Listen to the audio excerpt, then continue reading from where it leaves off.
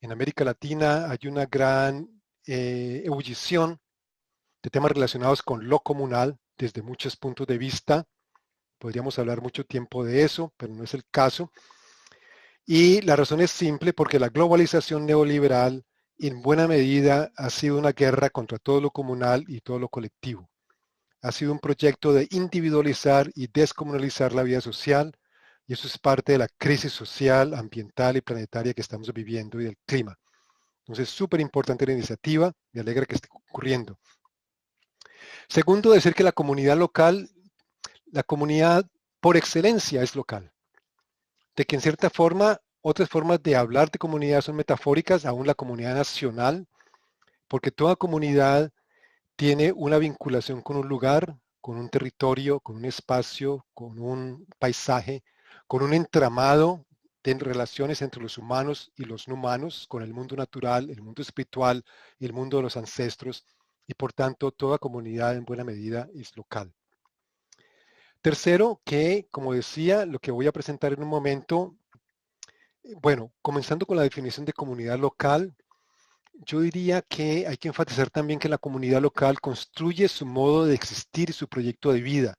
Me parece que el concepto de proyecto de vida es muy importante para enfatizar en los contextos, digamos, internacionales y bilaterales y de la Convención Marco del Cambio Climático, y que además de las prácticas del trabajo, también se construye la comunidad a través de prácticas sociales, culturales, espirituales y del saber y de relacionamiento con el mundo natural.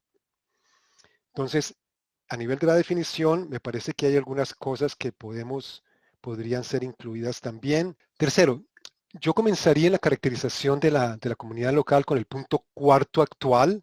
De nuevo, en la columna amarilla tenemos los puntos como están ahora. Dice una historia y una cultura en común. Yo creo que ese debería ser el primer punto, porque es la condición de posibilidad de la comunidad misma. Es decir, dice, una historia y una cultura en común que usualmente alberga cierto grado de diversidad. ¿Por qué? Porque con frecuencia se dice que la comunidad es homogénea, pero las comunidades son heterogéneas, o se critica la noción de comunidad porque asume la homogeneidad, pero las comunidades todas son heterogéneas, hasta los más aparentemente homogéneas tienen cierto grado de heterogeneidad, aunque se constituye como una unidad. Es una unidad que se constituye en interacción permanente con el mundo exterior, con lo que no es comunal. Y bueno, cómo se construye esa relación con el mundo exterior es parte importante de los procesos que habría que discutir. Entonces, ¿cómo queda igual básicamente? Me parece que está muy bien dicho, pero en el número 3, de nuevo, tendría algunas anotaciones de que se enfoca en las actividades económicas más que nada, y yo diría, y también en, amigos, perdón, y sobre la cuestión de los títulos de propiedad, yo diría que el territorio es gestionado a través de prácticas acordadas colectivamente, que pueden incluir formas de propiedad colectiva, pero no todas las comunidades van a tener formas de propiedad colectiva, obviamente.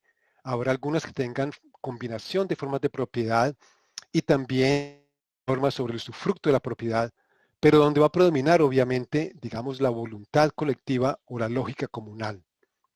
Bueno, yo diría que te puede enfatizar también que va a haber las actividades económicas comunitarias, las cuales hacen por el cuidado del territorio. A mí me parece que esa cuestión del cuidado que está surgiendo con fuerza ahora en la crisis del COVID y que nos acerca mucho al mundo femenino, al mundo de las mujeres y a las perspectivas feministas del cuidado. Entonces me parece que se pueden resaltar allí también que no es solamente una cuestión económica, es una cuestión del cuidado del territorio de forma integral, por tener como prioridad el beneficio colectivo y no el individual, bajo principios de convivir y buen vivir. Eso me parece que tener como prioridad el beneficio colectivo y no el individual es muy importante, y cuando uno habla de esto en muchos contextos le dicen, pero entonces es que van a suprimir a los individuos. Pero no se trata de eso. La mejor articulación de por qué no se trata de eso realmente la encuentro en las compañeras Maya y Aymara que hablan del feminismo comunitario, Por ejemplo, el trabajo de Gladys Tsutzul, que posiblemente muchos de ustedes lo conocen, donde ella dice que persona y comunidad no se riñen, que la comunidad potencia a la persona, pero dentro de un contexto comunal, dentro de un contexto de normas que son acordadas colectivamente. Bueno, y finalmente el último punto, yo diría que ¿por qué no introducir la noción de autonomía? Es una noción que está surgiendo fuertemente de nuevo de muchos colectivos y pueblos y procesos en América Latina, obviamente con influencia zapatista, en los movimientos autonómicos en Oaxaca, en el suroccidente colombiano, en muchas partes de América Latina, del continente y del mundo. Entonces, incluir la autonomía y de pronto todas estas prácticas que constituyen una especie de comunalicracia o comunalocracia. A mí me gusta más comunalocracia. Y este es un concepto que acuñado por compañeros de movimientos en Oaxaca que hablan de la comunidad. Lo que ellos han inventado un nuevo término, que es el término de comunalidad, o sea, la condición comunal de existir que está en la base de toda la existencia de los grupos humanos a través de la historia y que se ha ido perdiendo precisamente por el énfasis de la modernidad y la globalización en el individuo. Entonces, una comunalocracia o comunalicracia, como quieran llamarla, me parece que también puede ser importante. Me quedan un par de minutitos y en este par de minutitos simplemente unas notas adicionales que también quedarán consignadas allí. En realidad, ¿qué es una comunidad? Una comunidad también es un mundo, eso construye un mundo.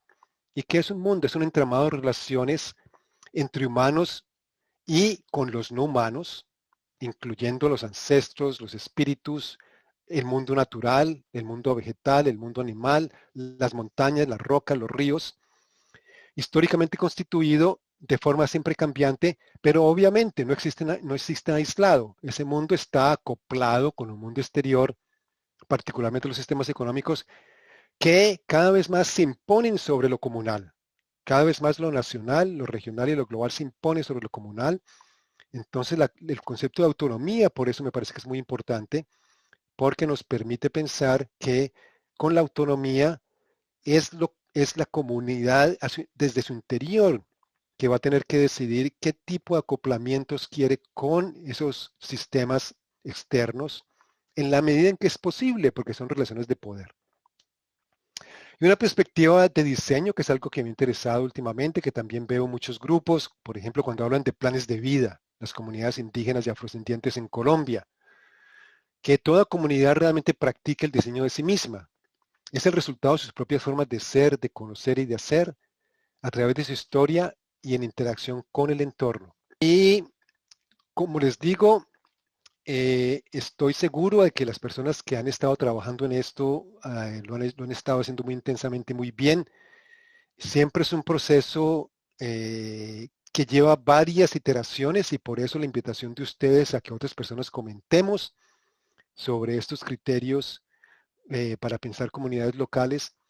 Es lo que se me ocurre a mí en lo personal y surtiéndome de los debates en el continente, del pensamiento crítico de los colectivos y los movimientos sociales que enfatizan ahora, y esto es lo último que digo, en América Latina hay casi un entramado de pensamiento que enfatiza los siguientes conceptos: territorialidad, comunalidad o lo comunal, autonomía, la relación con el mundo natural, la interdependencia con el mundo natural y la pluriversalidad, que no se trata de las comunidades van a existir en aislamiento en sí mismas, sino que siempre están en relaciones con otras comunidades, pero dentro de una perspectiva zapatista que lo define a los zapatistas como un mundo donde quepan muchos mundos.